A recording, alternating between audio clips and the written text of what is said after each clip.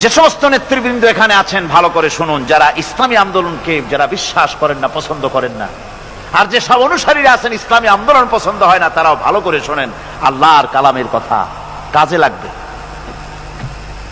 অনুসারীরা আল্লাহর দরবারে ফরিয়াদ করবে, রব্বুল আলামিন এরাই আমাদেরকে গোমরাহ করেছে, তোমার রাস্তা থেকে আমাদেরকে সরাই দিয়েছে।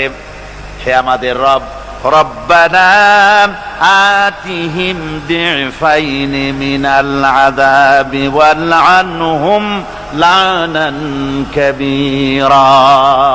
আয় আল্লাহ, আমাদের যে শাস্তি হবে তার থেকে ডাবল আযাব এই নেতাগুলি দাও, আর তোমার কঠিন লানত এদের উপরে করো। এরা আমাদেরকে গোমরাহ করেছে, তোমার রাস্তায় চলতে দেয় নাই। এরা মাঠে ময়দানে বক্তৃতা করেছে, আমরা মিটিং এর আয়োজন করেছি, আসরে রক্ত চলে যায়, মাগরিবে রক্ত চলে যায়, নেতা একবারের জন্য বলে নাই আজান দাও আমরা সবাই নামাজ পড়ি। বলে? জোরে বলেন, বলে?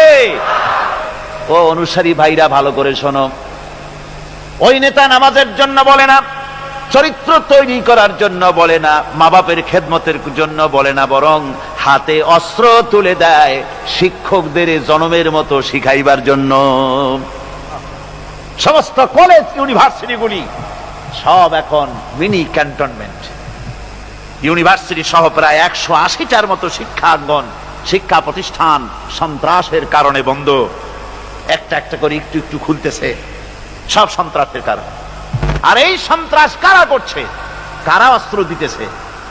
ছেলেরা, তোমরা বুঝতে পারো নাই, তোমাদের হাতে কলম শোভা পায়, তোমাদের হাতে বই শোভা পায়, তোমাদের হাতের কলম তুলে নিয়ে হাতে যারা স্ট্যান্ড গান তুলে দেয়, তারা তোমাদের বন্ধু নয়, নেতা নয়, বরং তারা তোমাদের জীবনের দুশ্মন। এগুলি কি ধরে গান? জীবনের দুশ্মন। ঢাকা বিশ্ববিদ্যালয়, অনেকে গর্ব করে বলেন এটা হলো প্রাচ্যের অক্সফোর্ড। হতে পারে, ছিল একসময়। এখন সেই প্রাচ্যের অক্সফোর্ড এখন হয়েছে ছোট্ট একটি ক্যান্টনমেন্ট।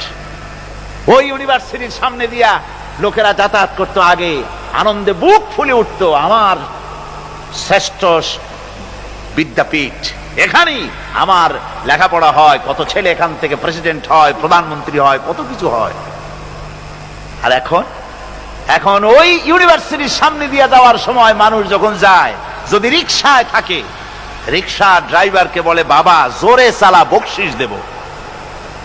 আর যদি পায়ে হাঁটে তো দ্রুত গতিতে দৌড় মারে, আর আয়াতুল কুরসি পড়ে বোতাম খুলে জোরে জোরে বুকে ফু মারে, আর বলে যে আল্লাহ এই ছাত্রদের সঙ্গে যেন দেখা না হয়। আমার ভাইজান আল্লামা হযরত মাওলানা সৈয়দ কামাল উদ্দিন জাফরি মাদ্দাজিল্লাহুল আলী আমাকে বলছিলেন যে আসলে কোরআনের আয়াত দিয়ে আমাকে বলছিলেন যে ঢাকা বিশ্ববিদ্যালয় এর চতুর্দিকে একটা বড় প্রাচীর তৈরি করা উচিত, যেমন ইয়াজুজ মাজুজের জন্য প্রাচীর তৈরি করা হয়েছিল। কোরআন শরীফে আছে। ইয়াজুজ মাজুজের জ্বালায় যখন এলাকার লোক টিকতে পারে না, তখন জনগণ বলেছিল ইয়া যাল কারনাইন, আমরা আপনাকে সাহায্য করব, খরচ দেব, সরকারি খরচ আর আমাদের খরচ নিয়ে একটা প্রাচীর করে দেন যে ইয়াজুজ মাজুজরা যেন বাইরে যেতে না পারে। আজকে অবস্থা কি হয়েছে? পুলিশ পর্যন্ত হয়রান, ওদের মার দেখা পুলিশ বাবারে মা কই দৌড় দেয় আরেক দিকে। সুতরাং আজকে কিয়ামতের দিন এই উপায় থাকবে না। আল্লাহ পাক এখানে অনেক সেলুট পাওয়া যাবে, এখানে দেখেন না, বাঁচলেও সেলুট, আবার যখন মরার পরে রাষ্ট্রপ্রধান মরছে অথবা তার পাশাপাশি কেউ মরছে, কামানবাহী শকটে করে নিয়ে যায় আর্মিরা লেফট রাইট করতে করতে, কামানবাহী শকট